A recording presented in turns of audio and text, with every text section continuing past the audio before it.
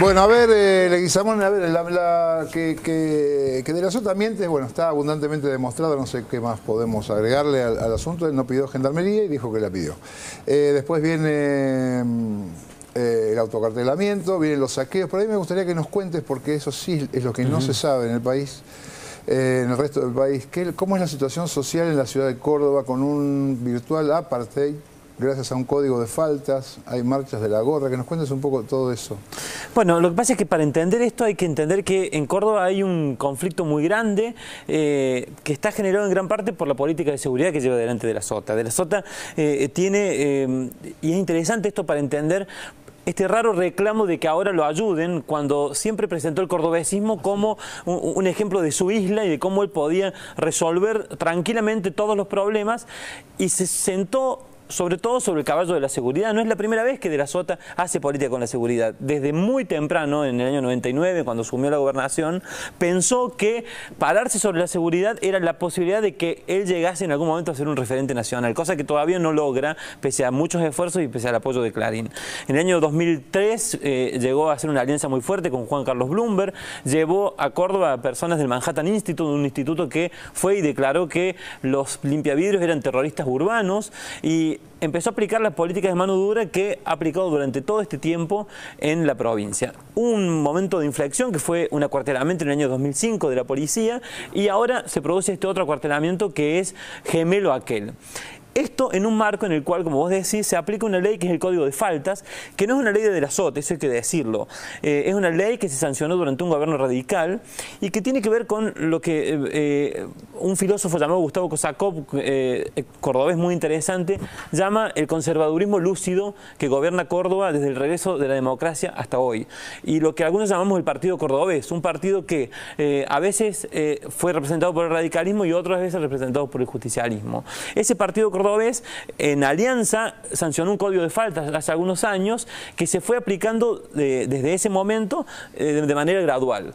Cuando llega De la Sota al poder, comienza con esta idea de la mano dura, y el momento más fuerte de la política de seguridad de la Sota, cuando él logra poner a su delfina allí, que es Alejo Paredes, que después fue ministro y fue uno de los que tuvo que renunciar a raíz del hecho del narcoescándalo. Cuando logra poner a Alejo Paredes, que por otro lado hay que decir que fue chofer de Tucán Giannicelli, una de las personas condenadas por crímenes de lesa humanidad durante la dictadura, y aprendió a trabajar en la calle con esas lógicas, aunque no se puede decir que Paredes haya tenido que ver con aquello, pero sí sabemos que la policía termina de formarse en la calle.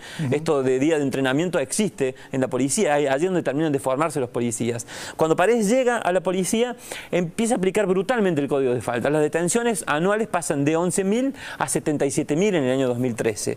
Y esas detenciones se producen porque vos tenés portación de cara, porque los chicos llevan gorrita, porque andan con un buzo tapándote la cabeza, o porque te inventan alguna detención. Esas detenciones tienen como estrategia hacer una política de seguridad que criminaliza a los sectores marginales o a los jóvenes, como en algún momento se catalogó a otras personas, al subversivo o al negro, etcétera. Los criminaliza y se hacen grandes operativos, se muestran esas estadísticas en este sentido, y eso sirve para que la clase media, cordobesa es claramente conservadora, se sienta más segura. El problema es que eso le dejó de funcionar hace un tiempo.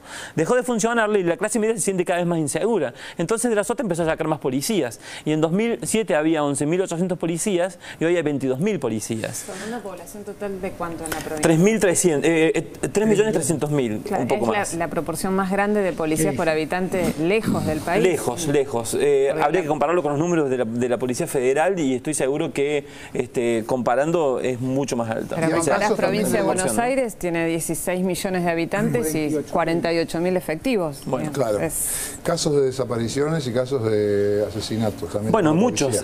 Durante el año 2013... en Córdoba hubo 9 personas que murieron por balas oficiales de personal de seguridad. 7 de policías y 2 de guardiacárceles.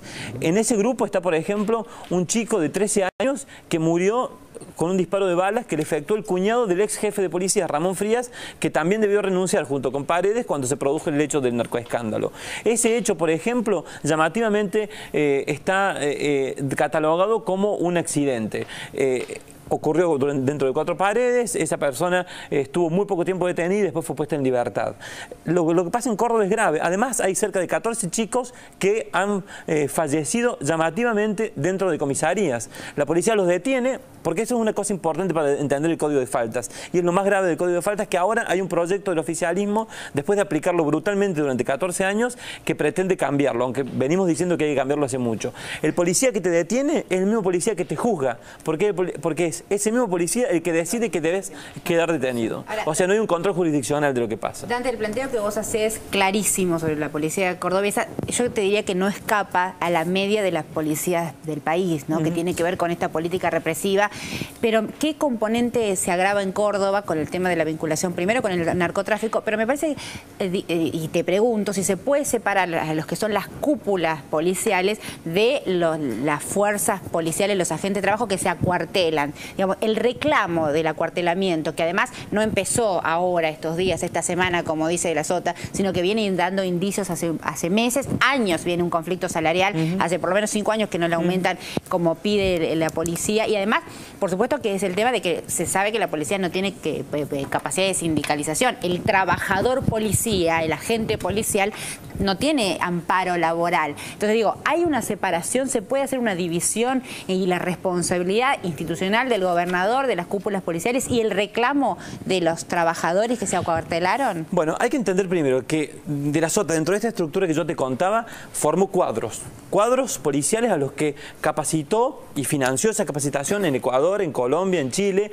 en Estados Unidos, en Maryland, de la Sota, y estos policías son fanáticos de la lógica del Departamento de Estado norteamericano para pensar la seguridad. Vos entrabas al despacho de Paredes y tenía todas las gorritas que le habían dado la CIA, la DEA y todos esos, y se sacaba fotos. Los jefes policiales. Claro, los jefes policiales. Pero esos eran los jefes policiales. Él formó cuadros para ser jefes. Mientras tanto, produjo una cantidad infernal de policías. Es el doble, de 11.800 a 22.000. Me parece que es muy importante lo que vos preguntas. ¿Por qué? Porque yo creo que hay que entender que las policías, al tener una estructura piramidal, es muy importante quién está formado para el mando.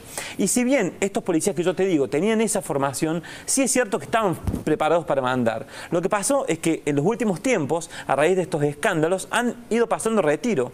Y hoy por hoy quedó gente que no tiene esa formación para el mando. César Almada, el actual jefe, no tiene, aunque tiene cierto respeto de la tropa, no tiene una ascendencia fuerte y además no tiene peso político a la hora de negociar los reclamos que les hacen sus subordinados.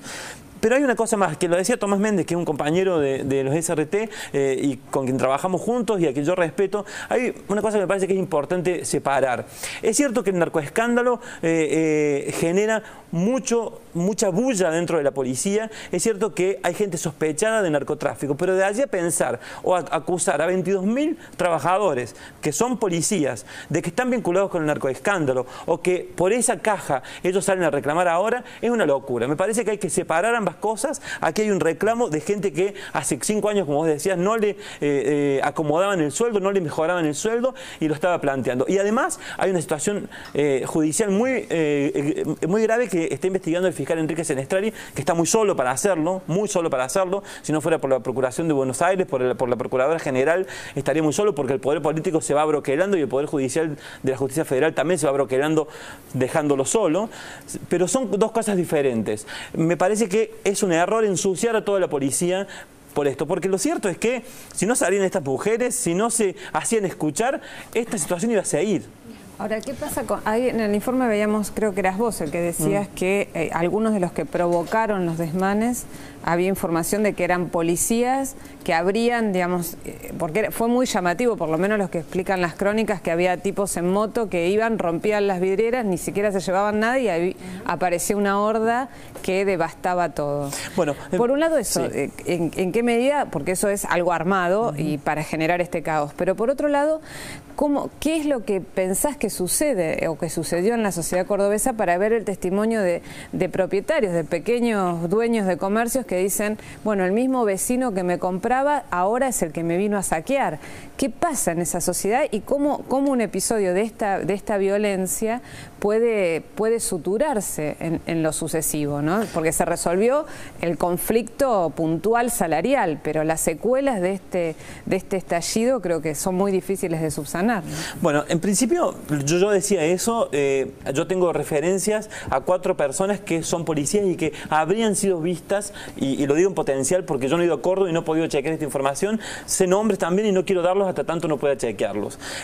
Yo creo que es muy posible que haya habido algún hecho que haya sido motorizado por alguien que pretendía ensuciar más esta situación. Pero me parece que es un error pensar que todo lo que pasó en Córdoba, y entiendo que ahí viene tu segunda pregunta, sí, tiene que ver con este impulso.